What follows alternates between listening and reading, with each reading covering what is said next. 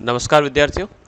आज हम ocean currents के बारे में डिस्कस करेंगे कि ओशंस करंट्स क्या होती हैं, किस प्रकार से वो फ्लो करती है तथा विश्व के अलग-अलग भागों में पाए जाने वाले विभिन्न महासागरों एवं सागरों में किस प्रकार से कौन सी करंट्स चलती हैं तथा साथ ही साथ हम ओशंस करंट्स के टाइप्स को भी डिस्कस करेंगे कि ओशंस करंट्स यानी महासागरीय जो धाराएं होती है वो किस नेचर की होती है, ठंडी होती हैं या गर्म होती है, उनका फ्लो का डायरेक्शन क्या होता है, इन सभी तथ्यों के बारे में हम आज डिस्कस करने वाले हैं। इससे पहले वाली जो क्लास हमारी ज्वार और भाटा से संबंधित रही थी, उसके अंतर्गत हमने सागरीय जल की गति के बारे में डिस्कस किया था कि ओशन जो वाटर का जो सर्कुलेशन चलता है वो 3 टाइप से चलता है।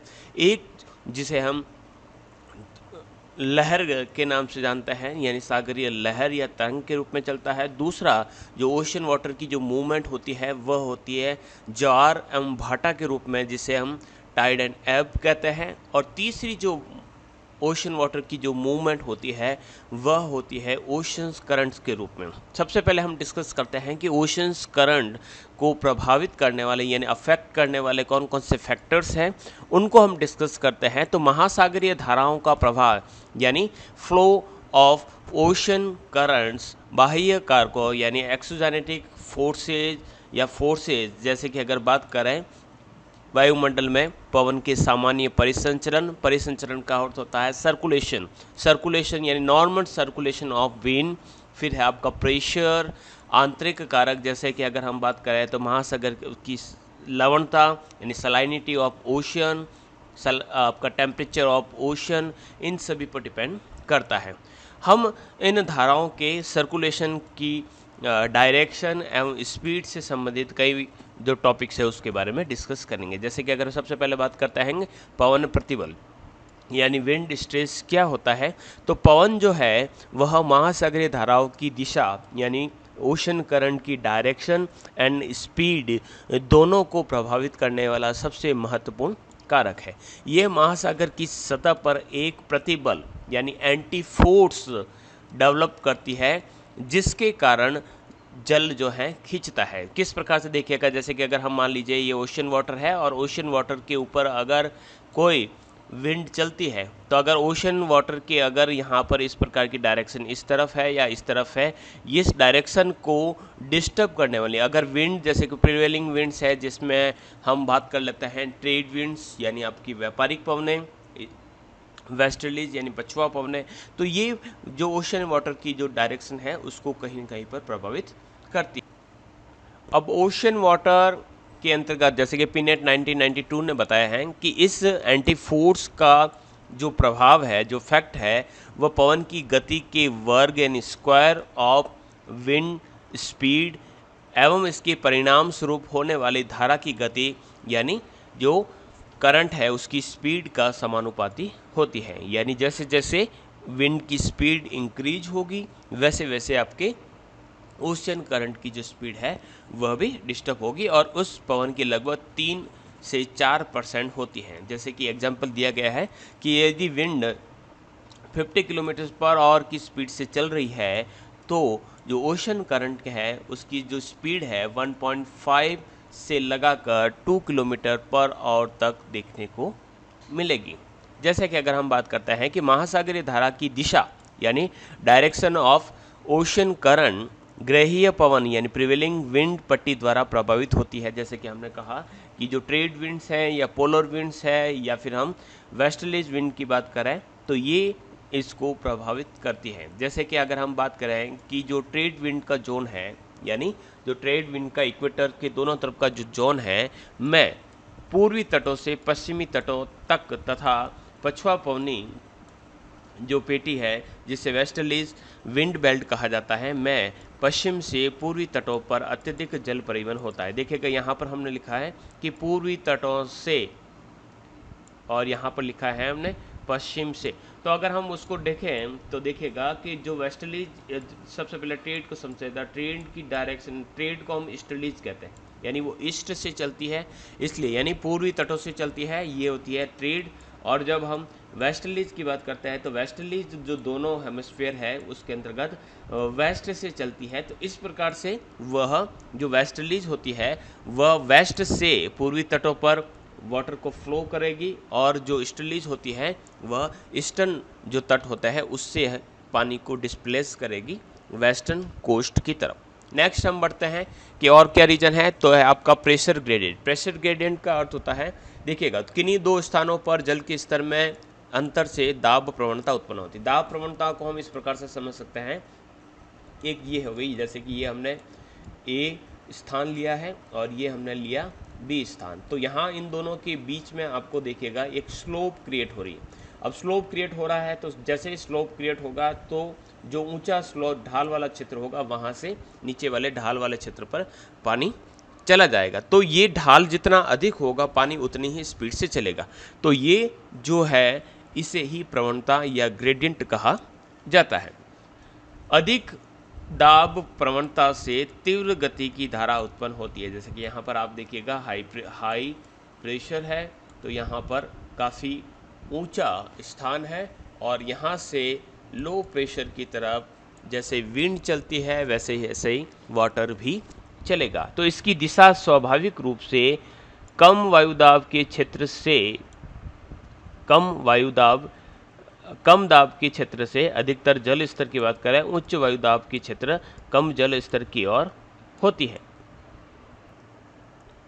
किस प्रकार से होती है देखिएगा, जैसे कि कहा गया है कि कम दाब के क्षेत्र से प्रेशर तो जहाँ पर कम है, यहाँ पर मैंने विंड के हिसाब से बताया था आपको, ये जो चीज़ है high pressure and low pressure का, ये विंड के हिसाब से। यहाँ पर देखिएगा कि अगर लो प्रेशर रहेगा तो वहाँ पर वाटर बहुत अधिक रहेगा, अधिक जल स्तर यानी वाटर आपको ज़्यादा देखने को मिलेगा। उसके पीछे कारण क्या है कि वहाँ पर देखिएगा जहाँ पर लो प्रेशर है तो वहाँ पर नो डाउट आपको क्लाउड फॉर्म होंगे और वहाँ पर आपको बारिश ज़्यादा देखने को मिलेगी। तो वहाँ पर जो पानी का जो वाटर का जो लेवल होगा वो काफ़ी ज़्यादा देखने को मिलेगा। इसी प्रकार से जहाँ पर हाई प्रेशर का क्षेत्र है तो वहाँ पर पानी कम देखने को मिलता है। उसके पीछे दो कारण हो सकता है कि अगर उच्च वायुदाब के जो क्षेत्र है वहाँ पर बारिश कह सकते हैं बिल्कुल कम होती है, मौसम साफ होता है, तो वहाँ पर वाटर लेवल आपको कम देखने को मिलेगा। तो जो ढाल है वो इस प्रकार से बनेगा कि जहाँ ज़्यादा बारिश है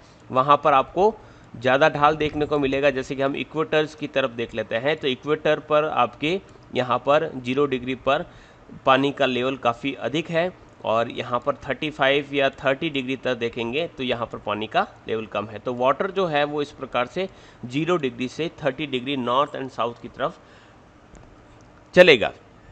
ये अंतर वायुमंडलीय दाब, वर्षण, हिम के पिघलने के कारण होता है। यानी वाटर लेवल ज़्यादा होगा या कम होगा ये डिपेंड करता है कि वहाँ पर बारिश कितनी हो रही है, लो प्रेशर कितना है और बारिश कितनी अधिक हो रही है।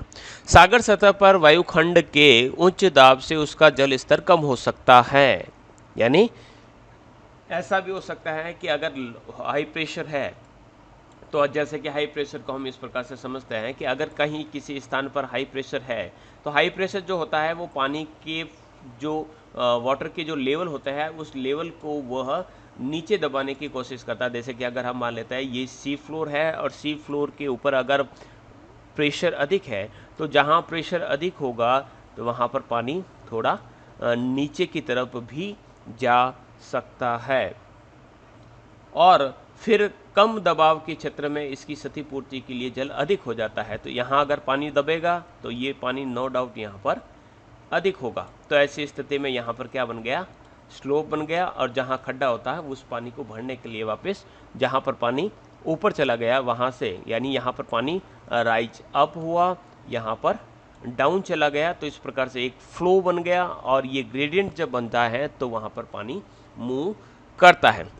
इसी प्रकार अधिक वर्षा वाले क्षेत्र में जल स्तर अधिक होगा और जहाँ पर वाष्पीकरण अधिक हो रहा है तो वहाँ पर जल का जो लेवल है वो कम देखने को मिलेगा। इसी प्रकार से जो हाई लैटिट्यूड्स है वहाँ पर हिम के पिघलने के कारण महासागरों के अंतर्गत जल काफ़ी अधिक बढ़ जाता है और जब बर्फ़ जम जाता है तो कम होता है। तो इस प्रकार से प्रेशर ग्रेडियंट जहाँ पर बनेगा यानी ढाल कैसे बनेगा, पानी ज़्यादा होगा तो वहाँ पर ढाल है और जहाँ पर पानी कम है तो यहाँ पर इस प्रकार से ढाल बन जाता है, और जहाँ कहीं पर भी ये वॉइड क्रिएट होगा तो वहाँ पर वाटर का फ्लो चलेगा। अब कोरियोलिस फोर्स किस प्रकार से इफेक्ट करता है, तो पृथ्वी के घूर्णन के कारण गतिशील वस्तुएं जैसे कि पवन, महासागर की धाराएं का जल जो उत्तरी गोलार्ध में अपनी गति की दिशा के दाईं ओर तथा दक्षिणी गोलार्ध में अपनी गति की दिशा के बाईं ओर मुड़ जाता है। अब ये किस प्रकार से मुड़ता है इसको हम समझ लेते हैं।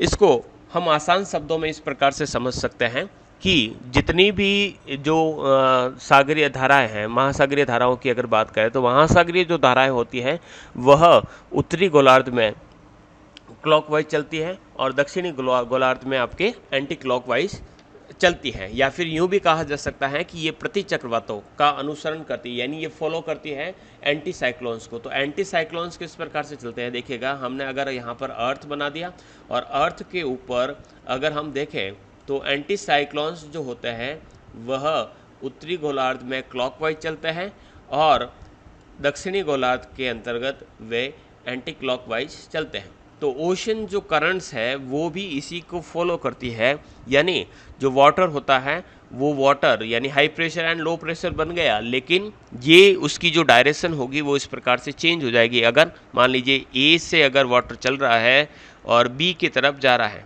तो ये सीधा ना जाएगा, यानी ए से बी की तरफ सीधा ना जाकर ये ए से बी की तरफ थोड़ा सा इसी प्रकार से मुड़ जाएगा। किस प्रकार से मुड़ेगा, जैसे कि घड़ी की सुइयां मुड़ती है।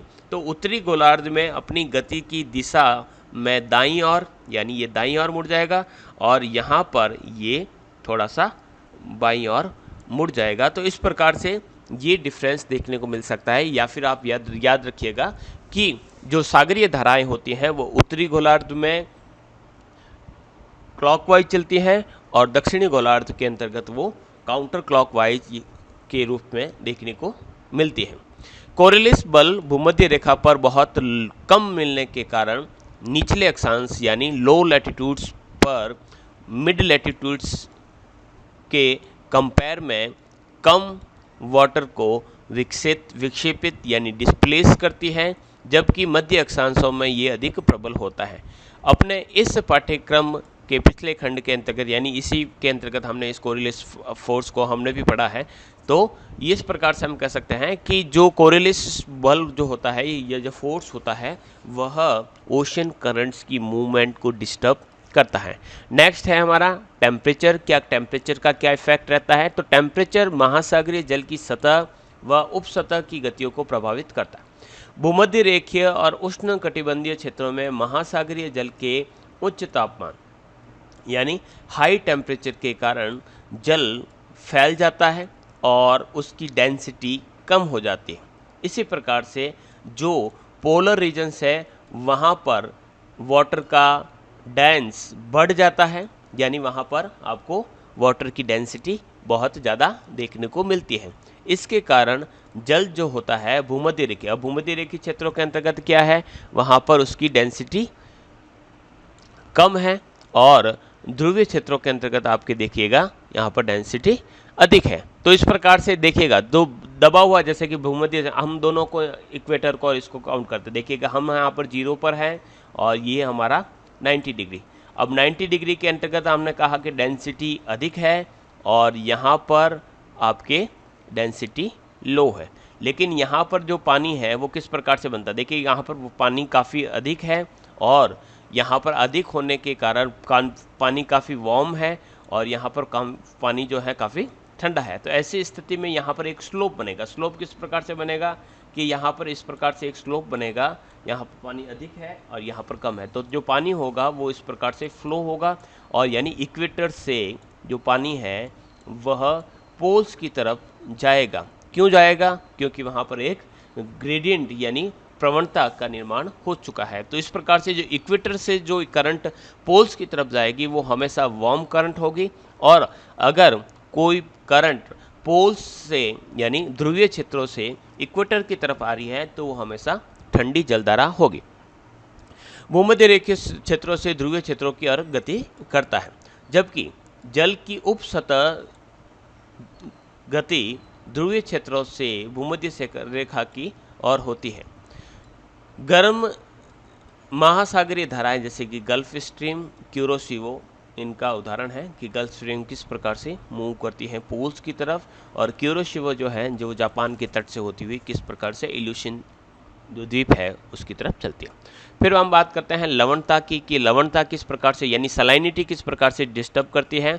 तो सलाइनिटी होती है वह वाटर की डेंसिटी को इफेक्ट करती है। ये ठंडे जल को सघन बना देती है, यानी उसको काफ़ी डेंस बना देती है, उसको काफ़ी कॉम्पैक्ट बना देती है। गर्म जल काफ़ी हल्का होता है, लेकिन यदि लवणीय हो तो वह स्वच्छ मीठे जल से अधिक सघन हो जाता है। अब लवणता बढ़ती है तो उसके कारण अगर पानी के अंदर नमक की मात्रा बढ़ेगी तो क्या होगा, जैसे कि हमने यहाँ पर एक तराजू बना दिया और यहाँ पर मैंने जैसे कि पानी दोनों ही पानी मीठे पानी है और मीठे पानी से इक्वल बैलेंस बना हुआ, लेकिन अगर मैंने इस स्थिति में ये परिवर्तन लाया